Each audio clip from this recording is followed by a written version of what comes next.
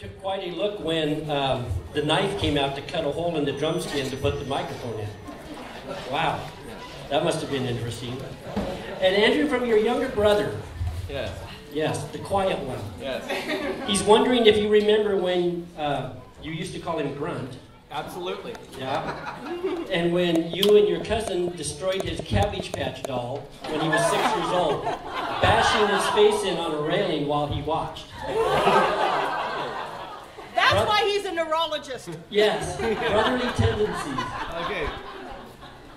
And I don't know if y'all know this or not, but Andrew was actually in the high school production of Grease. Yes. And you got to do which song? Just Strawberry Lemonade. Oh. Grease Lightning. Grease Lightning. There you go. If we only had video. Nope. Is there any video left? That's what we need to know. Nope. Okay, so that's from his family. So if anybody would like to share a story with of Andrew, of maybe how he has helped you, or whether you'd like to roast him or whatever, we would love to. Oh yeah. He doesn't know, and I didn't remember this till just now. You know, how long have we been going to church there? 6, 7 years. 6 or 7 years. So 6 or 7 years we've been going to Columbia Grove, and we met Andrew, and we wanted our son to learn how to play guitar. And Andrew started up this really cool School of Rock thing, right? And it was over. It wasn't in Morel's basement. Do you remember? Yeah. Where, they were practicing in the basement. They had all the kids in there, and it was kind of funny because they're all learning, and Andrew's he's counting 1, 2, 3, and they're going along, and then he'd start singing the song, and then it'd go to heck because we didn't have the 1, 2, 3, 4 anymore. Right? So. I'm standing there with my kid, and I'm kind of standing against the wall and singing along with the song. And Andrew goes, "You know this song?" I said, "Well, yeah, kind of." He goes, "Here, you sing, and I'll keep time with the kids." I'm like, "Yeah, I could do that." So I sang along. Well, at the end of the practice, Andrew says, "Okay, kids, you're on Sunday for playing for service." I thought, "Well, that's cool. They're doing that." And he goes, "And Ed, you're singing lead." So that was one of my first memories of Andrew. Be out there on stage, it's easy to talk to people, but you know what? Stick a mic in their hand, and everything changes. All right, good story. Anybody else? Oh, come on. Oh, here comes Linda. I can see her coming.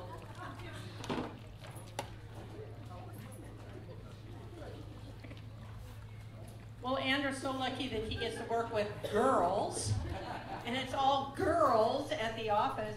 And so now picture this, I'm sitting at my desk, I have a question for him, I spin around in my chair, and he's in his doorway doing chin-ups on this chin-up bar, answering my question. I'm like, okay, good. Or he's standing out in the office, and we're all talking about something, and he begins doing this. And then we go, "Where are you going?" "Let me know if I'm needed in this conversation." Back he goes in his office. Because he said he only needed a room as big as a closet. That's all we gave him. So he goes back in his closet and stays there. But you are by far the most awesome guy, and we love you dearly, and happy birthday. Thanks, Linda.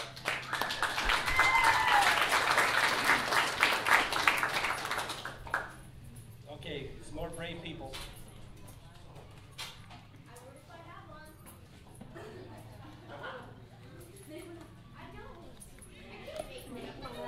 Well, when we went to church for the first time, he was out greeting, and I was amazed at this young man out there shaking hands. And then when we got in there and there was him up on the stage preaching, it's like, isn't he kind of young for this? So, yep. That's all changed now, Andrew. Sorry. Welcome to the club. Yeah, exactly. Actually, it's the thing that I really like about Andrew. He has a wonderful heart for the Lord, but more importantly, he understands puns. And there are only a very few people that are nuts enough to like these sorts of things. But we love to put people through punishment. And those that think we ought to be up a tree, it's time for you to branch out a little bit. So my name... Time for you to leave. Time for you to leave. You just can't believe, yeah, I'm sure. But I just want to thank you, Andrew, for really appreciating God's gift, strange gifts that he gives people like puns. And he was so nice that he assigned my name as Pun Leader 1. Thank you for those wonderful talents.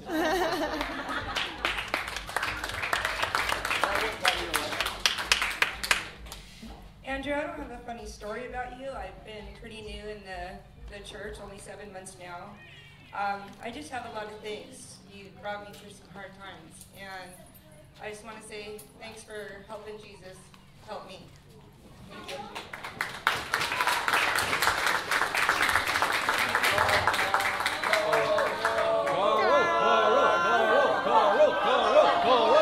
I just want to be a sheep. Sorry. Wrong mic. Do it. I had to get up because I wouldn't be here today. A couple things hadn't happened. First, I quit a church for, 30 years because we had a disagreement. They didn't like me. And no, I didn't like them. Anyway, Don Miller, my hero neighbor here, was at a deal down at the park on the day they sold vegetables. And this young twerp is standing there and introduces me as Andrew. He's going to be our pastor. I never get that. I don't know what to do with that. I mean, he's too young to even know what to talk about, you know. So anyway, my wife went to church when you still had the 30 and 40 churches. And come up on Mother's Day, and I went to church because she broke my arm and threatened me within an inch of my life. And I got to listen to Andrew. I've been going back every time. Thank you, Andrew.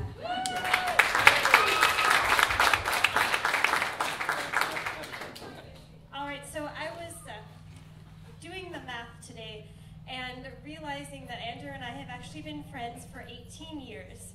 So like I was telling him earlier, if our friendship were a person, it could vote now, which is a little bit crazy. But the very first time I met Andrew was at a youth group retreat, and somehow he got saddled with my sister and me on the drive back, which was apparently a little bit of an excess of estrogen for him because at one of the rest stops he had to grab a boy from one of the other cars to sit in the car with him. But my True. yes. That wasn't like saying that we met at the French Legion. But yes, looking back, one of the moments that was most entertaining, but at the time it was pretty terrifying, is he had a new album that was going to be coming out fairly soon, and so he was playing some of the songs for us, and he gets to one part, and remember he's driving the car, and he goes, "Keyboard solo!"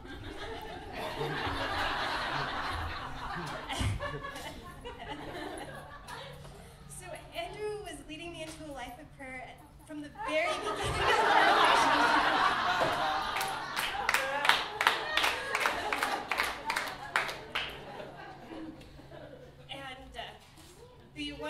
The short other funny story is that for a little while he was my piano teacher, and he had this large pink plastic hammer that he would hit me on the head with when I would make a mistake. And so for years after that, I could get the best looks from my friends when I said, yeah, I have this piano teacher. He was pretty hard on me. When I messed up, he would hit me with a hammer. But on a brief, serious note, thank you very much for being my friend, and I tell some of the other people that I know that I consider it largely your fault that I am still a Christian and following God as much as I do. You were one of the first people who showed me that you could be close to God and still be a decent sort of person. You'd think that would be sort of obvious, but I remember really thinking that when I first met you, and that has made a big difference in my life. And having getting the chance to go out and touch lots of other people's lives, my kids in Romania and stuff like that, indirectly, you've made a difference in hundreds of people. So thank you very much.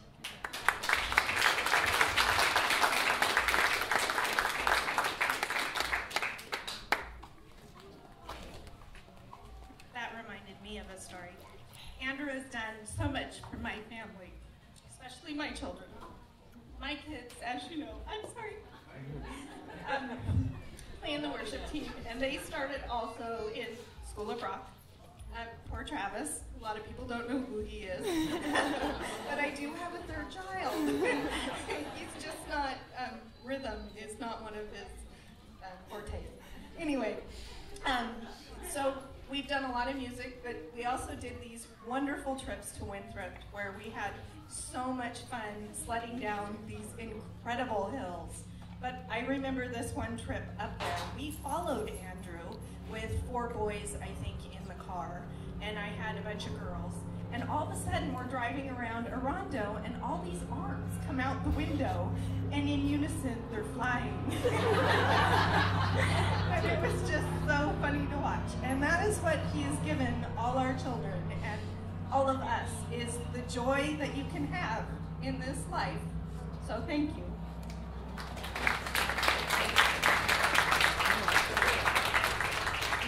Let's get serious here. Many years ago, 4 couples met. I didn't have to work. There you go. Good hat for you. Getting serious. Dead serious. Two of the couples had been bugging the National Covenant about starting a church here in town. So 8 of us got together, and at the same time, he had told someone he wanted to move to Wenatchee. Absolutely amazing, the timing. And we're sitting there getting acquainted, trying to decide if we wanted to push on to this church. And Andrew started telling his story about the interview and how everything broke. He was going to go out and just be a church guy somewhere, but suddenly he got the urge to be a church organizer, or whatever they called it.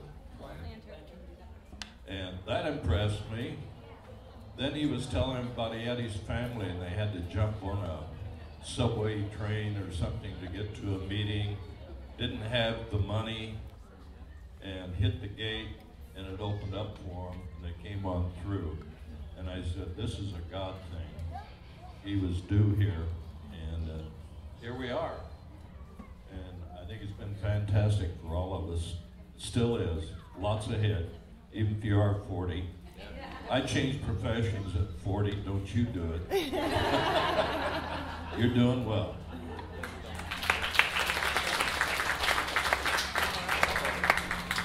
Okay, so ironically, my story is also from the Winthrop car ride, where, so we're in the car, and like about 20 minutes after those arms are flying, I get this cell phone message in my, my cell phone starts dinging, and I'm like, okay, whatever, and start listening to it. You see, the thing is, Andrew can hardly ever say the word Twisp, Washington, without breaking into a lisp. And we had been mocking him for like the whole week, like, seriously, Andrew, grow up. You don't have to say Twisp, or however you say it, with the lisp. but so I've been mocking him all week long, and I'm listening to this message as he's speaking to me in this, just a lisp, over and over, and as he explains that he was called, like he says, hello, is this the VCR repair place? And he's saying, I was trying to clean my VCR, but my tongue got stuck. And it went on, but it was just really funny. Then we were also on a different car ride home from camp, and we had this one girl in the car, Michael and DeMarco, and she hated bridges, like with a passion. And so she would close her eyes every time we went over a bridge, and I just remember there was this really, really long one. Like, you couldn't see the end of it. And so she was like, okay, I'm gonna close my eyes. Andrew, will you please tell me when we're off the bridge so that I can open them? No, she kept asking. She was like, Andrew, are we off the bridge? Like a mile off the bridge. And he's like, no, Michael, keep your eyes shut. We are still going on the bridge. And like, like, we're all just trying not to burst out laughing and keep going like another 5 minutes. Are we off the bridge yet? We have to be off the bridge. No, honey, just keep your eyes shut. So yes, car rides are interesting, but thanks again for the joy.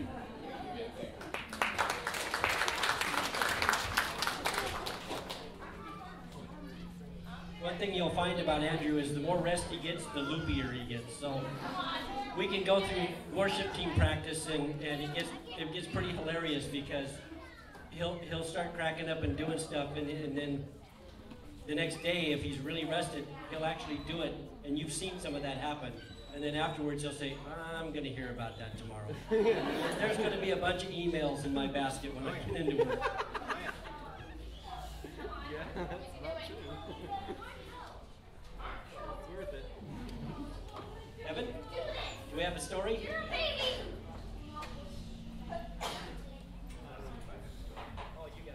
I don't really have a story. I mean, I have a story, but I'm not sure if I have a story to share about Andrew. I heard this was a roast.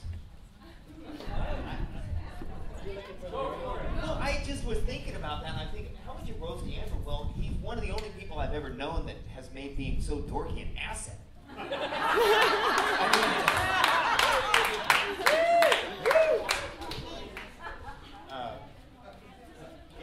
It is an asset. It really is. We're hard pressed sometimes to find people who especially in this position, who don't take themselves too seriously, and that's a very good thing. I was going to share, since I'm up here, and I didn't know if I was going to be up here or not, but Dave saw me standing up there. Andrew and I have known each other for about 7 years now, I guess. And anybody who doesn't know anything about me, let me very shortly just say, I am that person who you could be assured I was never going to have a friend that was a pastor. I would have promised you that my entire life until Jesus changed it. When I first started coming to church, I was I was in pretty rough shape, but I kept coming. I don't know why, because that's what God had for me. But a lot of it had to do with this family and this man. And one thing in particular that I will mention, because it's very close to my heart, is I've been coming for a few weeks, and I would show up to church. I wasn't in good shape, but Andrew took me aside one day and said, "Hey, let's chat for a minute. What are you doing?" And we spoke for a few minutes, and naturally it came up that I had dabbled in music a little bit, and Andrew did not miss a beat when he said, "Why don't we see if we can get you up there sometime?" And that was the road that led me to understand that God has never wasted a moment in my life. That particular thing, which Andrew and I share this deep passion for music. It has always been a part of our lives, and I had twisted that up so deeply in my life that I thought that music and the devil were like this. And I didn't know if I was ever going to be able to play music and live a lifestyle that would honor God. And,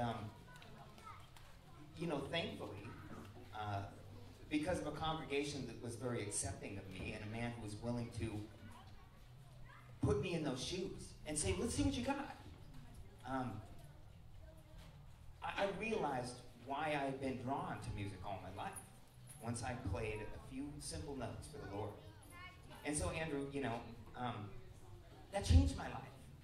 And I wrote in the book earlier in your little autograph book that I feel like you have been instrumental. And it wasn't a pun. I wasn't intending a pun. That's kind of That's okay. You have been instrumental in my walk with God. And it's amazing knowing you. And I feel like you're such a good friend and a mentor to me. And I'm sorry about the dorky comment. I've been waiting for a long time to be able to say that in front of you. I love you, Andrew.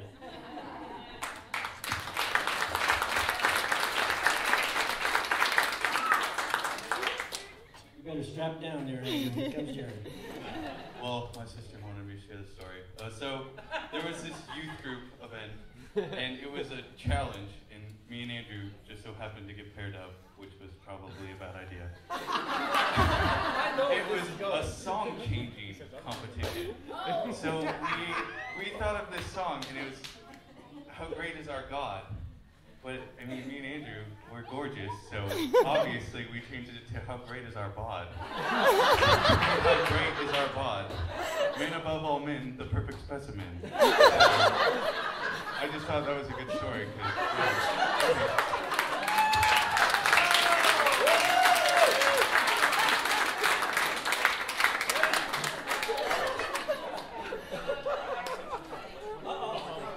Repeat. Because that came up, you guys, Andrew at worship team practice is in unique form on often occasions, and sometimes the lyrics, the way that they change very spontaneously in this man, is hysterical, to say the least. But my favorite, because Jared brought that up, and that is right. My favorite is the song "I Am a Friend of God," and of course, all of a sudden, all I hear is, "I have offended God." He calls me Fred. That's true.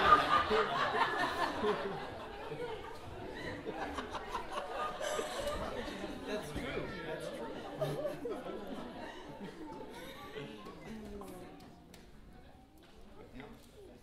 Anybody else?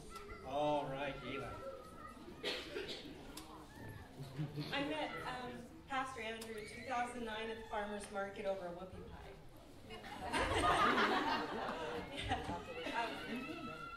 We pay the bands in product, produce, goodies, stuff like that. So it's middle of the day, it's 100 degrees, and I gotta sell these things because they're melting. So I ran over there and I gave him one, and he was promoting whoopie pies for the rest of the day, and he'd never tried it. And then a few weeks later, he came back and he was singing again. And that week, I call it mid-market madness because it's the middle of August, it's 100 degrees, and everybody's cranky and tired and been up all night working and picking vegetables and baking and all that stuff.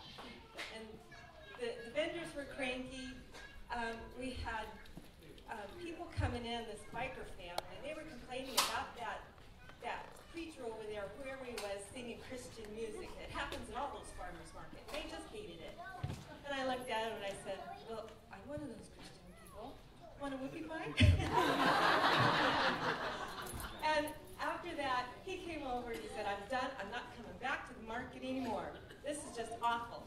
And I'm so thankful that he did, because I have watched him come to the market and sing, and when he's there, it's a livelier place and it's a happier place, and it's just a good place to be. And I'm so thankful that you do that. Unfortunately, now it's Miss Elizabeth who gets the top billing. She makes more in tips than any of the other bands that come into the market put together, and most of them are professionals who've played for years in That's true. where's that place down there in Tennessee? Yeah. So, and everybody will ask, "Well, when's that little girl coming back? Where's that little girl?" So, but through the farmer's market, just coming and singing, he's blessed the people that comes there, and I just see it spreading throughout the whole valley, and we're very fortunate to have him.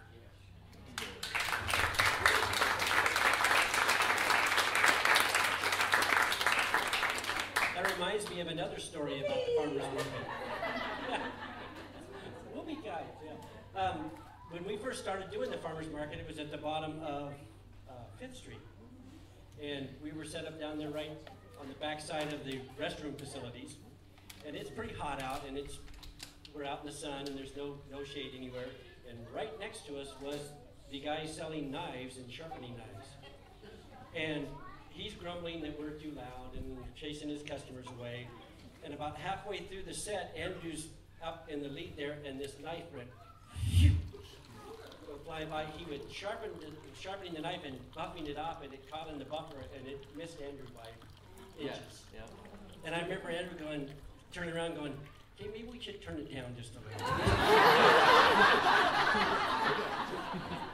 Getting a little dangerous out here.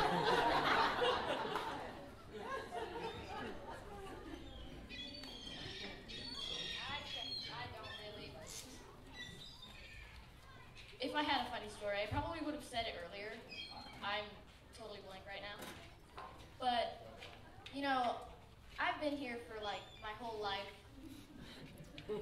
And as far as I can remember, Andrew is like totally awesome. And you know, there's not like a moment of my day when I'm like, if I'm thinking about you, I'm literally thinking, that guy is pretty cool.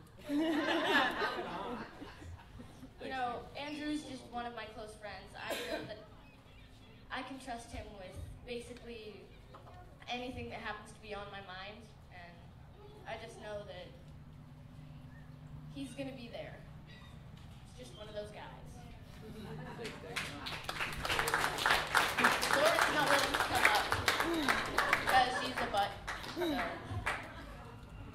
And you got that on tape, right? I do. I don't know how funny this story is, but I came to Columbia Grove about 4 months ago, and I came because of your radio ad off of KW3. And the first time I met with Pastor Andrew, he came to my work, and we just had iced tea. Well, he had a 7-Up, I had iced tea, and we just talked. And one of the first things he said to me was, what brought you to Columbia Grove? And I said, that corny radio show thing. And he looked very hurt. And I went, I'm sorry, but it was the truth. And he goes, corny's good. Good with corny. I was like, this guy's cool. So from that moment on, I knew that I could open up to him, and he's just brought me back to where I needed to be. For 10 years, I was cut off from the Holy Spirit and Jesus, and I'm not that way anymore. And it was you reaching out and making me feel welcome that kept me coming back. So thank you, and God bless you.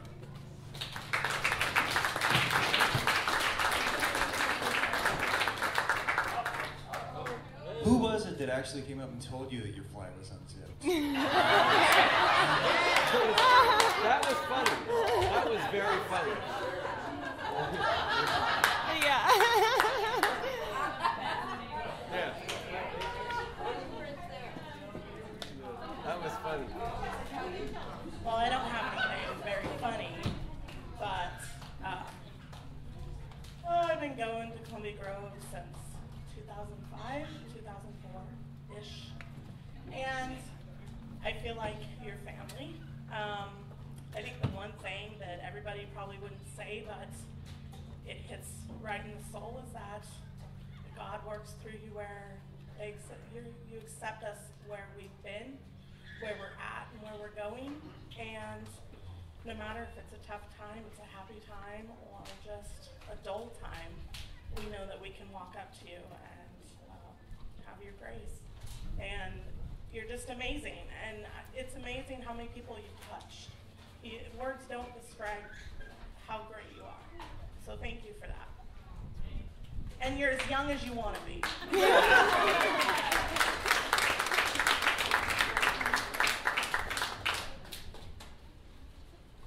You know you're going to have a whole lot of people asking about the fly story now.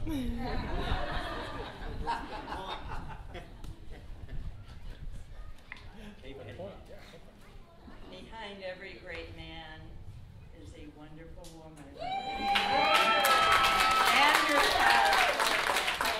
wonderful wives and helpmates, as anybody I know. That is true. We are thankful for both of you. Thank you.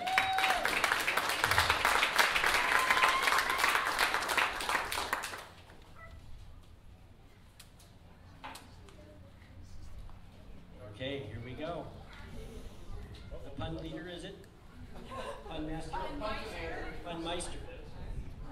And everybody's so complimentary, we have to get serious now. And one of the things that us that are a little bit older than 40 are upset with is your beautiful head of hair. Yeah.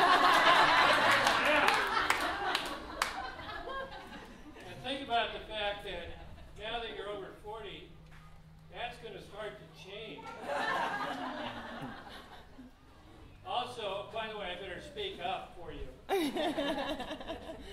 are some things that are an advantage as we age. And one of the most important things is we start forgetting things. And Andrew, it's not so bad actually. I want to say that it works out really well when you get to the point like myself and a few other of my friends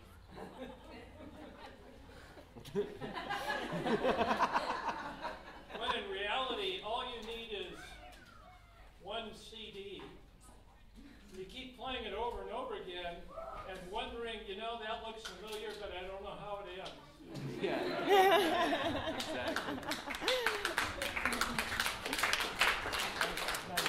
Exactly.